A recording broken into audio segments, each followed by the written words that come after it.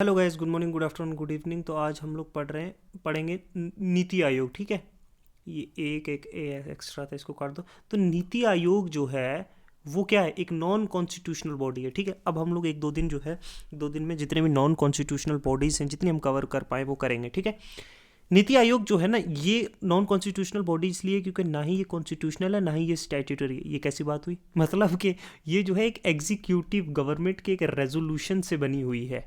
ये ना कोई पार्लियामेंट के एक्ट से बनी है, ना ये इसका मेंशन जो है कॉन्स्टिट्यूशन में है। ठीक है, तो ये जो है एक नॉन कॉन्स्टिट्यूशनल बॉडी है, non statutory non constitutional body. Okay, NITI Aayog का वैसे शॉर्ट फॉर्म क्या है? शॉर्ट फॉर्म नीति आयोग के लिए मतलब national institute for transforming India. ये एक एक पॉलिसी मेकिंग, एक मतलब एक थिंक टैंक है गवर्नमेंट ऑफ इंडिया का। मतलब गवर्नमेंट बहुत सी पॉलिसीज़ के बारे में सोचेगी कि इस तरह बनानी चाहिए, इस तरह बनानी चाहिए। ठीक है, ये जो है ये इस्टेब्लिश की गई थी 2015 में। जो इससे पहले जो थी ना, ईस्ट वाल जो प्लानिंग कमीशन ऑफ इंडिया थी, उसको रिप्लेस किया था गया था। प्लानिंग कमीशन जो वो जो ऑन द लाइन जो सोवियत यूनियन में होती थी, 5 years प्लान जो बनाती थी प्लानिंग कमीशन। ठीक है, उसको हटा के, क्योंकि वो था टॉप बॉटम अप्रोच। ठीक है, कि एक ही थिंक टैंक था, वही सब के बारे में सोचता था। प्लानिंग कमीशन जो थी एट द सेंटर। ठीक है, वो जो है, अब ये नीति आयोग का ये बॉटम अप अप्रोच है कि सबको साथ में लेके, ताकि एक कोऑपरेटिव फेडरलिज्म हो, ताकि डिफरेंट जो ऑर्गन ऑफ है गवर्नमेंट का, स्टेट लेवल, स्टेट्स को भी इंक्लूड किया गया है डिसीजन मेकिंग में। और प्रमोट एक evidence based policy making. NITI Aayog जो है ना, एक किस्म का एक प्लेटफॉर्म है जहाँ पे सेंट्रल गवर्नमेंट और स्टेट गवर्नमेंट दोनों आपस में मिल के जो है बहुत सारे डेवलपमेंट के इनिशिएटिव्स, बहुत सारी पॉलिसीज़ में, पुरानी में रिफॉर्म लाना है।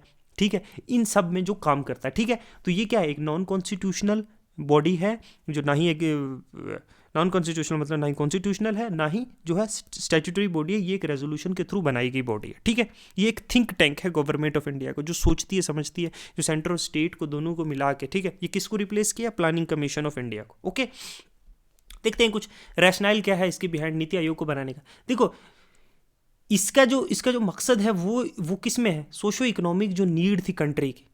ठीक है, नेसेसरी थे, जो क्योंकि कंट्री मॉडर्नाइज हुई है और उसकी अप्रोच गवर्नेंस और डेवलपमेंट रिलेटेड भी मॉडर्नाइज होनी चाहिए ना। तो हम लोग डिटेल लुक में पढ़ेंगे क्यों नीति आयोग को क्रिएट किया गया। ठीक है, अब नीड फॉर सेंट्रलाइज्ड और पार्टिसिपेटरी प्लानिंग प्रोसेस। एक डिसेंट्रलाइज्ड प्लानिंग कमीशन, एक सेंट्रलाइज्ड थी कि एक जगह से डिसीजन लिए जा रहे हैं, पीपल्स के जो है को नहीं देखा जा रहा है कि क्या वो चाहते हैं, स्टेट्स क्या चाहती है, उनकी नीड्स अलग अलग डाइवर्सिफाई नीड्स है। तो इसमें क्या सेंट्रलाइज्ड, कि सबकी जो है ओपिनियन सुने जाएंगे। ठीक है, अर्लियर प्लानिंग कमीशन जो एक सेंट्रलाइज थी, टॉप बॉटम। ठीक है, टॉप टू बॉटम अप्रोच थी, ऊपर से नीचे, ऊपर जो फैसले सेंटर में लिए गए, लेकिन जो लेस इफेक्टिव थे एड्रेस करने के लिए जो डाइवर्स नीड है इंडिया के, इंडियन स्टेट्स के और रीजन्स के। नीति आयोग जो है ना, वो कॉपरेट करेगा, कोऑपरेटिव फेडरलिज्म में बिलीव करने वाला। वो सब स्टेट्स की जो है राय सुनेगा, उनकी नीड सुनेगा, उनके डाइवर्स कल्चर ट्रेडिशंस को मद्देनजर रखेगा। और स्टेट्स को जो है इसमें ज़्यादा कहना है, ग्रेट से उसकी डिसीजन मेकिंग में, ताकि स्टेट स्पेसिफिक स्ट्रेटजीज बनाई जाए डेवलपमेंट के लिए। कि झारखंड की नीड्स अलग है, गुजरात की अलग है, पंजाब की अलग है, तमिलनाडु की अलग है। ठीक है, उड़ीसा की अलग है, नॉर्थ ईस्ट की अलग है। तो उनकी सुनी जाएगी, उन चीज़ों को। Dynamic global and domestic context. देखो, ग्लोबलाइजेशन और जो रैपिड टेक्नोलॉजिकल एडवांसमेंट हुआ है, ये भी मांगता है कि हमें जो है इसके लिए कुछ फ्लेक्सिबली एक रिस्पॉन्सिव और फॉरवर्ड लुकिंग इंस्टीट्यूशंस चाहिए। वही पुराने घिसे पिटे इंस्टीट्यूशंस नहीं चाहिए। वही जो है, हम एक लिबरल सोसाइटी में रह रहे हैं, तो उस तरह की डिसीजन मेकिंग भी होनी चाहिए, मार्केट रिलेटेड, है ना, जो गाइड करे इंडिया की पॉलिसीज। इंडिया को ज़रूरत है एक ऐसे थिंक टैंक की जो जो जो एविडेंस बेस्ड जो है सोल्यूशन दे, टेलर्ड, जो 21st सेंचुरी के इकोनॉमिक और सोशलिस्ट चैलेंजेस को जो क्या हैंडल कर पाए। कि हाँ, ये चीज़ें करो, इसके ये फ़ायदे हैं, वो चीज़ें मत करो, उसके वो नुकसान है। तो प्रूफ हो ना, जो सोशल चेंज हुए, इंक्लूडिंग जो डिजिटल ट्रांसफॉर्मेशन हुआ है, जो अर्बनाइजेशन और क्लाइमेट चेंज है, इन सारी फील्ड्स को टैकल करने के लिए। ठीक है, अब क्या है, shift from resource allocation to policy adviser.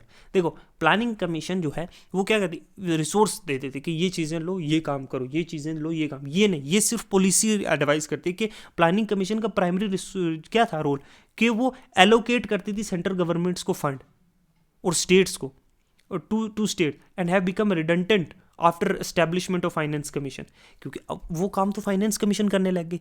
तो प्लानिंग कमीशन का जो पर्पस था, वेरी पर्पस, वो रिप्लेस कर गई थी फाइनेंस कमीशन कि इतना पैसा इनको देना चाहिए, ये ग्रांट देनी चाहिए, ये स्पेसिफिक मनी देना चाहिए, ये टैक्स डेवोल्यूशन होना चाहिए स्टेट को, ये सेंटर को होना चाहिए। वो तो प्लानिंग कमीशन का काम है। तो इसने क्या है, which handle resource devolution based on constitutional mandate, constitution जिसको प्रोवाइड करता है। अब नीति आयोग उसकी जगह जब डिजाइन किया गया, यहाँ सिर्फ पॉलिसीज फॉर्मुलेशन के लिए, कुछ स्ट्रेटेजिक एडवाइजेज के लिए, कुछ नई इनोवेशंस, रादर देन के पैसा नहीं, पॉलिसी एडवाइजेज कि कौन सी कैसी चीजें करनी, एडवाइजरी एक बोर्ड बना दिया गया इसको। प्रमोट इनोवेशन और एंटरप्रेन्योरशिप कि इंडिया की ग्रोथ, इंडिया अगर बढ़ना चाहता है, डेवलप करना चाहता है, तो हमारा जो है सबसे ज़्यादा जो स्ट्रॉन्ग एम्फेसिस होना चाहिए वो किस पे, एंटरप्रेन्योरशिप पे होना चाहिए, नई इनोवेशंस पे होना चाहिए, हमारे स्किल्स के डेवलपमेंट पे होना चाहिए ना, काम सीखेंगे है ना, नई स्किल्स एरियाज। जो पहले जो प्लानिंग कमीशन थी वो इन चीज़ों पे ज़्यादा ध्यान नहीं देती थी, not adequately addressed by planning commission. तो नीति आयोग ने बहुत सारे प्रोग्राम्स भी जो मेंशन किए, जैसे अटल इनोवेशन मिशन है जो फोस्टर करता है कल्चर, एक इनोवेशन और स्टार्टअप्स का, उनको बहुत सारे इंसेंटिव्स दिए जाते हैं, बहुत सारे टैक्स बेनिफिट्स दिए जाते हैं, ठीक है। Integration of sustainable development goals, देखो नीति आयोग जो ना वो अलाइन करता है नेशनल डेवलपमेंट एफर्ट्स, जो ग्लोबल बेंचमार्क सेट किए गए यूनाइटेड नेशन ने सस्टेनेबल डेवलपमेंट गोल के, इंश्योर करना है कि हमारा ग्रोथ जो है वो इंक्लूसिव भी और सस्टेनेबल भी हो, ताकि फ्यूचर का ध्यान रखते हुए अगर हम कोई डेवलपमेंट प्रोजेक्ट लगा रहे हैं तो फॉर एग्जाम्पल इन्वायरमेंट का ध्यान रखना है, हमें यंग जनरेशन को एजुकेट करना है, तो चिल्ड्रंस को हंगर से बचाना है, पॉपुलेशन को। तो इस तरीके से ये ट्रैक और मॉनिटर भी करता है कि कैसी प्रोग्रेस हो रही है सस्टेनेबल डेवलपमेंट गोल्स में, ठीक है। प्रोसेस स्टेट और डिस्ट्रिक्ट लेवल्स पे जो मिसिंग थी पिछले सिस्टम में, ठीक है, बहुत सारे इंटरनेशनल। अब ये सारी चीज़ें नीति आयोग का काम है। हमने पढ़ा कि क्या मकसद था इसको चेंज करने का प्लानिंग कमीशन से नीति आयोग। हम पढ़ते हैं कॉम्पोजिशन नीति आयोग का। देखो कॉम्पोजिशन में चेयरपर्सन, देखो प्राइम मिनिस्टर तो इसका सर्व करता है x officio chairperson, automatically chairperson है नीति आयोग का प्राइम मिनिस्टर, जो प्रोवाइड करता है ओवरऑल जो गाइडेंस और डायरेक्शन इस इंस्टीट्यूशन को, ठीक है। वाइस चेयरमैन में देखो वो प्राइम मिनिस्टर के द्वारा अपॉइंट किया जाता है, जो एक्ट करते हैं एक ऑपरेशनल हेड नीति आयोग का, और जो डिराइव करते हैं उसके एजेंडा। टिपिकली एक पर्सन जो जिसकी एक्सपर्टीज है इकोनॉमी में, पब्लिक पॉलिसीज में, एडमिनिस्ट्रेशन में, उसको अपॉइंट किया जाता है। फिर इसकी एक गवर्निंग काउंसिल भी है, जिसमें क्या है, चीफ मिनिस्टर्स होते हैं सभी स्टेट के और लेफ्टिनेंट गवर्नर्स जो है यूनियन टेरिटरी के, ठीक है। ये सारे चीफ मिनिस्टर और लेफ्टिनेंट गवर्नर्स सारे स्टेट्स के आगे। अब ये एक प्लेटफॉर्म नहीं बन गया जहां सब लोग बैठ कर डिस्कस करेंगे, कोऑपरेटिव फेडरलिज्म, बहुत सारे नेशनल इशू और रीजनल इशूज़ को डिस्कस किया जाएगा। तो एक प्लेटफॉर्म नहीं बन गया कोऑपरेशन का, सभी लोगों के मिल के बात करने का, ठीक है। फिर गवर्निंग काउंसिल हो गया। फिर है रीजनल काउंसिल। देखो ये फॉर्म की गई है, कुछ बहुत सारे नॉर्थ ईस्ट के अलग इश्यूज़ होंगे, ट्राइबल बेल्ट्स के, सेंट्रल इंडिया के अलग इश्यूज़ होंगे, हिमालयन स्टेट के अलग इशू होंगे। तो रीजनल स्पेसिफिक इश्यूज़ के लिए ये रीजनल जो काउंसिल्स बनाई गई हैं, ये उन रीजन ये कंपोज करते हैं चीफ मिनिस्टर और गवर्नर उन स्पेसिफिक स्टेट्स और यूनियन टेरिटरी का, उस पर्टिकुलर रीजन का। जैसे नॉर्थ ईस्टर्न स्टेट्स के चीफ CMs होंगे, ठीक है। और convened for a fix tenure as required. Chairperson by the vice chaired किसके द्वारा की जाती है ये रीजनल काउंसिल, वाइस चेयरपर्सन या फिर उसके द्वारा कोई मेंबर को डेजिग्नेट किया जाएगा कि तुम बनोगे, ठीक है। अब इसमें फुल टाइम मेंबर्स होते हैं। देखो टिपिकली ये इंक्लूड करते हैं कुछ एक्सपर्ट और प्रैक्टिशनर्स, जैसे इकोनॉमिक्स, साइंस, टेक्नोलॉजी और सोशल सेक्टर्स के, जिनकी रिस्पॉन्सिबिलिटी होती है कि वो एडवाइस करेंगे उन फील्ड्स पे जो नेशनल इंपॉर्टेंस के, जैसे इकोनॉमी पे किस तरह के प्रोग्राम्स और पॉलिसी हमें लॉन्च करनी चाहिए, है ना। कुछ पार्ट टाइम मेंबर भी होते हैं जो यूनिवर्सिटीज़ या रिसर्च ऑर्गेनाइजेशन या बाकी रेलेवेंट इंस्टीट्यूशन से जो है सेलेक्ट किए जाते हैं, ओके। एक्स ऑफिशियो मेंबर्स, देखो यूनियन जो मिनिस्टर है, जो स्पेसिफिक मिनिस्ट्री से या किसी स्पेसिफिक मिनिस्ट्री से जो यूनियन सेंट्रल गवर्नमेंट के मिनिस्टर्स है ना, वो अपॉइंट किए जाते हैं एक्स ऑफिशियो मेंबर्स, जो इंश्योर करते हैं कि जो डिफरेंट मिनिस्ट्रीज़ की जो ऑब्जेक्टिव्स हैं वो अलाइन करें, इंटीग्रेशन हो उनका नीति आयोग की पॉलिसीज़ के साथ। समझे, नीति आयोग कोई वेलफेयर स्कीम्स के लिए रोड्स चाहती है तो मिनिस्ट्रीज ऑफ हाईवे के साथ वो इंटीग्रेट होंगे आपस में मिलकर, ताकि पॉलिसीज़ दोनों की अलाइन करें, ये ना हो ना डिफरेंट हो। अच्छा, चीफ एग्जीक्यूटिव ऑफिसर्स CEO, देखो अपॉइंट ये प्राइम मिनिस्टर करता है फिक्स टर्म के लिए, वो एक्ट करता है एज एडमिनिस्ट्रेटिव हेड CEO का, और रिस्पॉन्सिबल होता है डे टू डे ऑपरेशंस के लिए, ठीक है। अब स्पेसिफिक कुछ स्पेशल इन्विटीज़ भी होते हैं, इन्विटीज़ मतलब कुछ स्पेशल इन्वाइट्स होते हैं, मतलब एमिनेंट कोई प्रोफेशनल जो एक्सपर्ट या प्रैक्टिशनर जो हैं बहुत सारी फील्ड्स के, वो इनवाइट किए जाते हैं जब ज़रूरत पड़ती है किसी पर्टिकुलर जो है उसकी एक्सपर्टीज़ की या उसकी जो है एड्रेस करने की कोई पॉलिसी इश्यूज़ के लिए, ठीक है। जैसे कोई एग्रीकल्चर रिलेटेड हो गया, तो कोई एग्रीकल्चर किसी बड़ी यूनिवर्सिटी से कोई प्रोफेसर, कोई डीन, कोई जो कोई डॉक्टरेट किया हुआ है जिसने उन रिलेटेड में कि हम कैसे एग्रीकल्चर को बेहतर बना सकते हैं, कोई और चीज़ के लिए, कोई इन्वायरमेंटल रिलेटेड है, इस तरीके से, ठीक है। इसकी एक स्पेशल विंग है। देखो इस विंग में ना 3 पार्ट है, देखो स्पेशल विंग में 3 है। एक तो रिसर्च विंग है, ठीक है। उसमें क्या है, रिसर्च विंग जो है ये एक इन हाउस थिंक टैंक है जो कंप्राइज करता है डोमेन्स जहाँ एक्सपर्ट, स्पेशलिस्ट और स्कॉलर्स रहते हैं ना।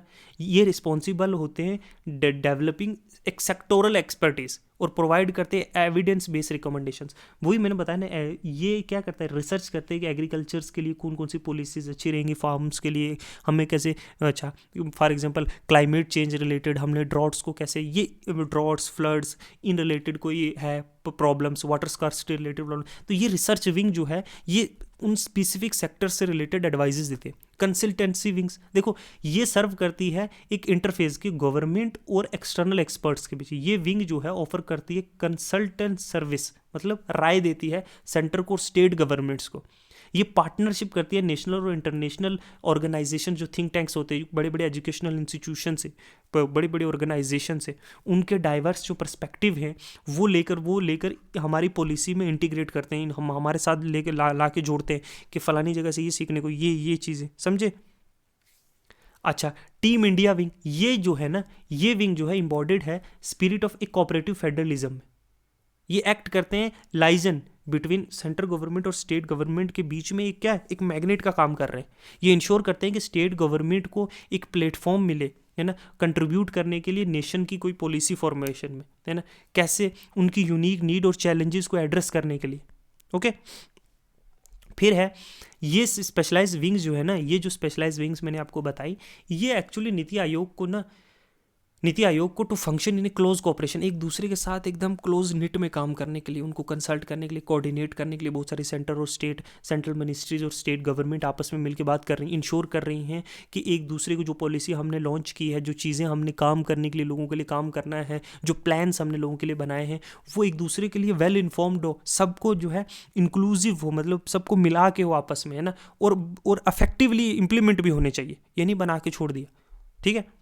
फंक्शन क्या है, देखो बहुत सारे फंक्शंस मैंने ऊपर ही बताए, फिर भी हम देख रहे हैं। देखो पॉलिसी फॉर्मुलेशन और स्ट्रेटेजिक प्लानिंग, देखो डेवलप करते हैं लॉन्ग टर्म पॉलिसी और स्ट्रेटेजीज, इंडिया के कैसे इंडिया का हम लोग सोशली और इकोनॉमिकली ग्रो करेंगे, सोशो इकोनॉमिक ग्रोथ के लिए क्रिएट करते हैं प्लान्स, बहुत सारे एड्रेस करते हैं बहुत सारे डेवलपमेंट चैलेंजेस, है ना, जो यूनाइटेड नेशन है, जो डेवलपमेंट गोल को भी अलाइन करते हैं बहुत सारे प्रोग्राम। कोऑपरेटिव फेडरलिज्म मैंने आपको ऊपर ही बहुत अच्छे से समझाया कि सेंटर और स्टेट गवर्नमेंट के बीच में एक कोऑपरेटिव प्लेटफॉर्म मिलता है जहाँ स्टेट गवर्नमेंट को भी अपनी वॉइस मिलती है कि वो डेवलपमेंट प्रायोरिटीज़ जो कंट्री की हैं उसके लिए बात कर पाए, है ना, ठीक है। इनोवेशन और रिसर्च, देखो इंकरेज करती है कि इनोवेशन होनी चाहिए गवर्नेंस में, टेक्नोलॉजी का यूज़ होना चाहिए पॉलिसी मेकिंग में, प्रोवाइड करती हैं टेक्निकल असिस्टेंट और रिसर्च बेस्ड सोल्यूशन, ठीक है। जैसे ओवरसी किया इनिशिएटिव, जैसे अटल इनोवेशन मिशन है, ठीक है। बहुत सारे पोर्टल्स बनाए गए हैं कि आप पेंशन के लिए पोर्टल है, लोन ले सकते हो, फार्मर्स के असिस्टेंस के लिए, इंश्योरेंस के लिए, ये पोर्टल्स बने हुए हैं ऑनलाइन।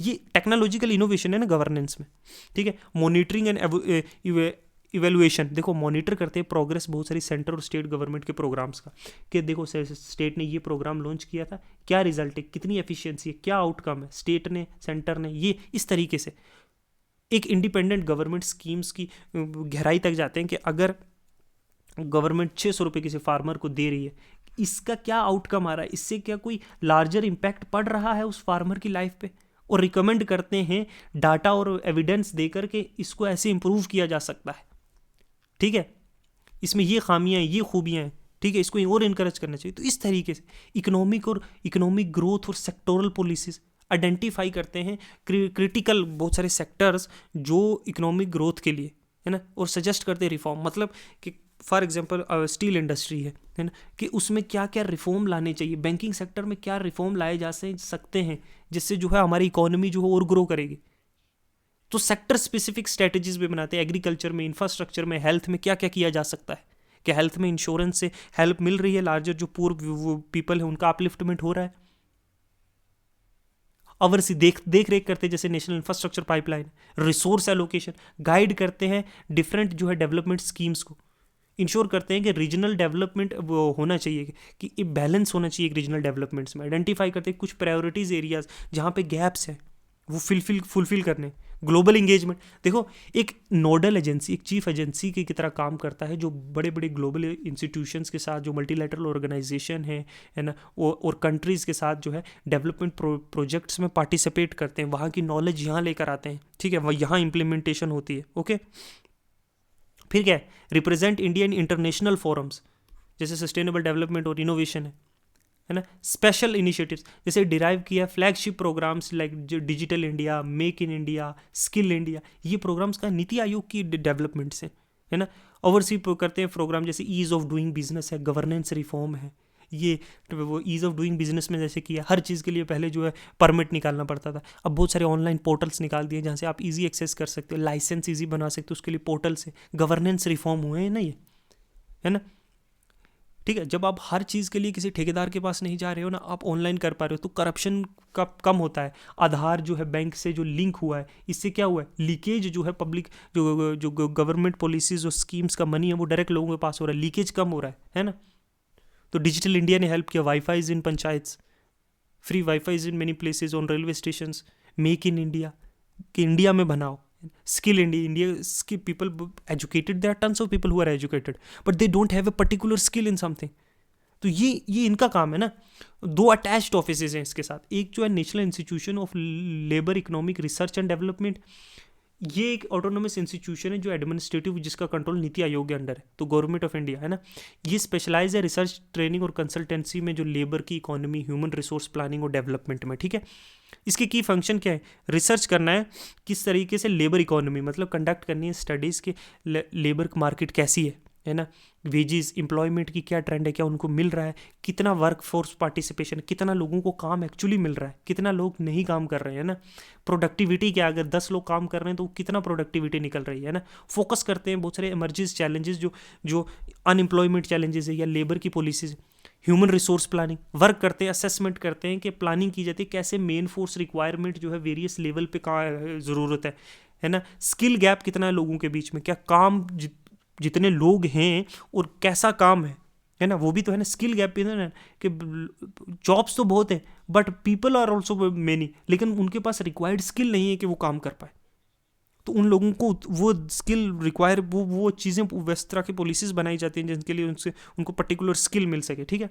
ट्रेनिंग और कैपेसिटी देखो प्रोवाइड करते हैं, training program for professionals labour economy में, पॉलिसीज़ में, ताकि उनको बहुत ट्रेन किया जा सके, इंडियन भी इंटरनेशनल पार्टिसिपेंट भी हो, पर्टिकुलरली डेवलपिंग कंट्रीज़ में बहुत सारी गवर्नमेंट की स्पॉन्सर्ड स्कीम्स हैं कि इनको प्रॉपरली ट्रेन किया जाए इकोनॉमी और मार्केट की डिमांड के साथ। Okay, core area of focus देखो, इस एजेंसी का जो अटैच्ड है इसके साथ, एम्प्लॉयमेंट जनरेट करना, skill development, gender participation, equal gender participation of womens को भी उतना ही चांस मिले जितना मेन को मिलता है, ठीक है।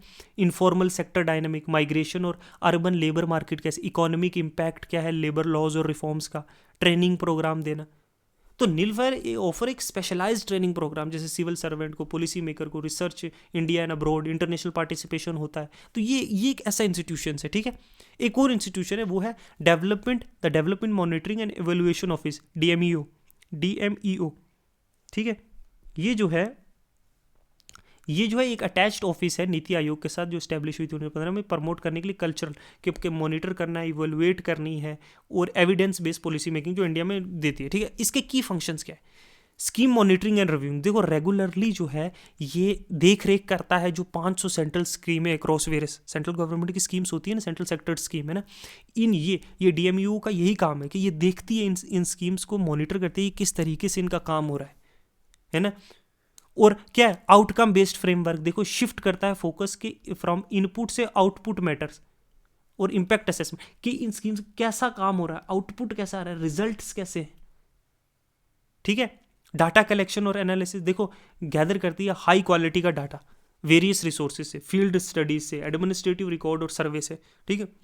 कि ये काम हुआ है, ये वेलफेयर स्कीम है, मनरेगा अगर ये कर रहा है तो उसका कितना आउटपुट है, कितने लोगों को जॉब मिल रही है, कितना डेवलपमेंट होता है, इंफ्रास्ट्रक्चर कितना डेवलप हो रहा है, ठीक है। इस तरीके का डाटा प्रोवाइड करती है ताकि एक क्लियर पिक्चर मिलती है लोगों को, ठीक है।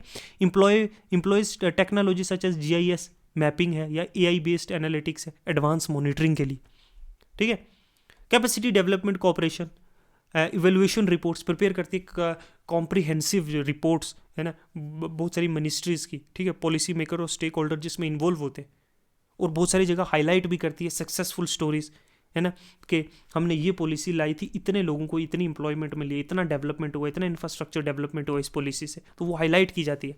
आइडेंटिफाई गैप्स भी करती है, कहाँ पे जो है किस पॉलिसी ने, किस स्कीम्स ने पब्लिक वेलफेयर में कितना गैप है, यहाँ मिलना चाहिए था इतना मिला है, तो शॉर्टकम्स भी सजेस्ट भी करती है किस तरीके से एक्शनेबल रिकमेंडेशन मतलब दैट आर रियलिस्टिक, कि हम लोग अगर ऐसा काम करेंगे, ये चीज़ें करेंगे, हम ये टेक्नोलॉजी इन्फ्यूज़ करेंगे, इतना मनी इन्फ्यूज़ करेंगे, इतना मेन पावर इन्फ्यूज़ करेंगे, तो ये अच्छा काम होगा, ठीक है, ओके। तो ये था नीति आयोग और उससे रिलेटेड जो अटैच्ड ऑफिसेज के बारे में हम लोग डिस्कस कर रहे थे, उसकी कंपोजिशन, क्या क्या फंक्शन है नीति आयोग के, किस तरीके से कोऑपरेटिव जो है फेडरलिज्म आता है, ये सब कुछ, ठीक है। बॉटम अप से कैसे टॉप बॉटम अप्रोच है, ठीक है। लेकिन इसने जिसको रिप्लेस किया वो क्या था, प्लानिंग कमीशन, ठीक है। ऑब्जेक्टिव हमने पढ़ी, कंपोजिशन पढ़ी, हमने स्पेशलाइज्ड विंग पढ़े, क्या गाइडिंग प्रिंसिपल्स हैं, ठीक है। लेकिन हमने अटैच्ड ऑफिस पढ़ा, लेकिन हमने ये भी तो पढ़ना है जो जो नीति आयोग जो नीति आयोग जिसको रिप्लेस किया प्लानिंग कमीशन ने, ठीक है, उसके बारे में भी तो देखना है ना। अब देखते हैं हम प्लानिंग कमीशन। देखो ये इंस्टीट्यूशन जो गवर्नमेंट इंडिया का ना, उसने सेंट्रल रोल प्ले किया था इंडिया की इकोनॉमी में, ठीक है। एस्टैब्लिश 1950 में किया था कॉन्स्टिट्यूशन के बाद, वो भी एक रेजोल्यूशन के थ्रू ही पास हुआ था, वो भी नाइदर ए कॉन्स्टिट्यूशन और ए स्टैट्यूटरी बॉडी, ओके। तो ये नीति आयोग ने रिप्लेस कर दिया इसको 2015 में, ठीक है। अब की फंक्शंस कुछ देख ले, देखो 5 साल प्लान बनाते हैं जैसे रशिया में बनते थे, ठीक है, चाइना रशिया में, ठीक है। ये डिज़ाइन करती थी 5 ईयर्स प्लान और एनुअल प्लान, किस तरीके से डेवलपमेंट गोल्स और स्ट्रेटजीज बनाती थी पूरी कंट्री के लिए, ठीक है। किस तरीके से फाइनेंशियल रिसोर्सेज जो है सेंट्रल मिनिस्ट्री और स्टेट गवर्नमेंट्स को दिए जाएंगे इन प्रायोरिटीज़ पे, कि अगले 5 साल हमने फोकस करना है एग्रीकल्चर पे, अगले 5 साल हमने इंडस्ट्रीज़ पे, अगले 5 साल हमने नेशन डेवलपमेंट जो और जगह है, इस तरीके से, ठीक है, ये प्लान बनाती थी और ईयरली प्लान भी बनाती थी, ठीक है। पॉलिसी एडवाइस प्रोवाइड करती थी, पॉलिसी रिकमेंडेशंस और अचीव टू कि किस तरीके से हमने इकोनॉमिक ग्रोथ में बैलेंस अचीव करना है, इंडस्ट्रियलाइजेशन पे, पॉवर्टी कैसे रिड्यूस करनी है, एम्प्लॉयमेंट कैसे जनरेट करनी है, इंफ्रास्ट्रक्चर डेवलपमेंट कैसे करना है, ठीक है। लेकिन टॉप बॉटम अप्रोच से रिसोर्स किस किस को एक्टेड एक सेंट्रल अथॉरिटी की तरह एक्ट करती थी, जो पैसे देती थी डिफरेंट सेंट्रल पूल्स और स्टेट्स को और सेक्टर्स को, ठीक है, across the regions, okay. Coordinated between, देखो कोऑर्डिनेट करती थी डिफरेंट मिनिस्ट्री और स्टेट गवर्नमेंट्स के बीच में, जो है ना एक एजेंट की तरह काम करती थी, ठीक है, जो इंप्लीमेंट कर रहे हैं डेवलपमेंट प्रोग्राम, ठीक है। डिसीजन मेकिंग नेशनल प्रायोरिटी बनाकर, है ना। मॉनिटर और इवेलुएट भी करती थी डिफरेंट स्कीम्स को, असिस्ट करती थी इम्पैक्ट और, ठीक है, और मिड टर्म करेक्ट भी करती थी कभी कभी 5 साल के 3 साल में ही, है ना, अगर उन्हें प्लानिंग कमीशन को लग रहा है कि हमारे गोल नहीं पूरे हो रहे, ठीक है। तो ये इस तरह का एक स्ट्रक्चर था, इसके डिटेल में जाने की जरूरत नहीं है क्योंकि इसका आप इतना रेलेवेंस नहीं है, ठीक है। हम लोगों को एक समझ रखनी है कि प्लानिंग कमीशन क्या थी जिसने नीति आयोग को रिप्लेस किया, नीति आयोग के बारे में पता होना चाहिए, ठीक है। इट्स नॉट लेगेसी क्या, वाइल प्लानिंग कमीशन ने फाउंडेशन तो रखी इंडिया की अर्लियर इंडस्ट्रियल इकोनॉमिक ग्रोथ की, जिसमें ग्रेन वाइट एग्रीकल्चर रेवोल्यूशन एक बहुत इंपॉर्टेंट नीति आयोग की कंट्रीब्यूशन है, ठीक है, जो हाई यील्ड सीड्स का यूज़ किया गया था, है ना ये। लेकिन इसकी सेंट्रलाइजेशन जो अप्रोच थी ना, कि ऊपर से भाई सेंटर में 10 मिनिस्टर बैठ के जो डिसाइड कर रहे हैं ना, वो ही एक लिमिटेशन था इन ग्लोबलाइजेशन। और जो लिबरलाइज्ड इकोनॉमी आई, जो मार्केट फोर्सेज आई, सोशलिज्म के परस्पेक्टिव से ये बड़ा ठीक था। जब इंडिया लिबरलाइज हुआ 1990 इनके बाद, जो LPG रिफॉर्म्स आई, उसके बाद जो इसका रेलेवेंस थोड़ा कम हो गया, फाइनेंस कमीशन का भी इनके कॉन्स्टिट्यूशनल मैंडेट दिया, उससे भी इसका रेलेवेंस कम हुआ। तो क्रिएशन जो नीति आयोग का था वो शिफ्टेड, है ना, टूवर्ड मोर पार्टिसिपेटरी, कोऑपरेटिव और डायनामिक पॉलिसी फ्रेमवर्क। इसका अब रह गया सिर्फ एक एडवाइजरी बॉडी, एक पॉलिसी फॉर्मेशन का। इसने को फाइनेंशियल पैसा नहीं देना है किसी को, टॉप जो इंपॉर्टेंट डिसीजन है वो डिफरेंट बट, लेकिन क्या एक कॉपरेट करके लोगों के साथ, ये एक जो है ना एक बेटर आई बिलीव कि एक बेटर प्लेटफॉर्म है। ये इन्वॉल्वमेंट सबका कर रहा है, सबको डिसीजन मेकिंग में इन्वॉल्व कर रहा है, जो कॉर्नर स्टोन है डेमोक्रेसी का, ठीक है, ठीक है। तो ये कुछ बातें थी जो हमने जो है देखी, ठीक है, ओके, नीति आयोग के बारे में, ठीक है। बहुत सारा जो है क्रिटिसिज्म भी था, मैंने लिखा था, लेकिन मैं सोच रहा था कि अब छोड़ो, इतना लंबा करने की क्या ज़रूरत है ना, क्रिटिसिज्म तो आप कर सकते हो, ठीक है। एक आधा टॉपिक रहता है नेशनल जो है डेवलपमेंट काउंसिल, ठीक है, उसके बारे में जो है वो हम लोग पढ़ेंगे, ठीक है। उस लोगों में बड़े में अगर हम टाइम मिला तो मैं आपको पढ़ा दूंगा। एक छोटा सा टॉपिक है जो है नेशनल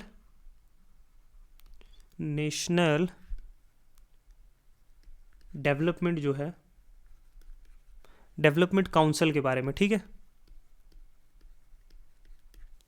इसके बारे में थोड़ा है, इसकी कंपोजिशन जो है, इसके ऑब्जेक्टिव क्या, फंक्शन क्या है, या फिर और भी चीज़ें जो भी क्रिटिकल इवेलुएशन, ये चीज़ है। ये एक छोटा सा टॉपिक रहता है। मुझे टाइम मिला तो कहीं में एक 4-5 मिनट की बात है, मैं आपको एक शॉर्ट्स में भी समझा सकता हूँ, लेकिन I will try to make a video on that one also and I will make you understand, okay. तो ठीक है, तो नेक्स्ट पढ़ेंगे हम लोग, तो नेक्स्ट क्या पढ़ेंगे हम लोग, नेक्स्ट हम लोग पढ़ेंगे ह्यूमन राइट कमीशन के बारे में पढ़ेंगे, स्टेट और सेंटर की दोनों अलग अलग पढ़ेंगे।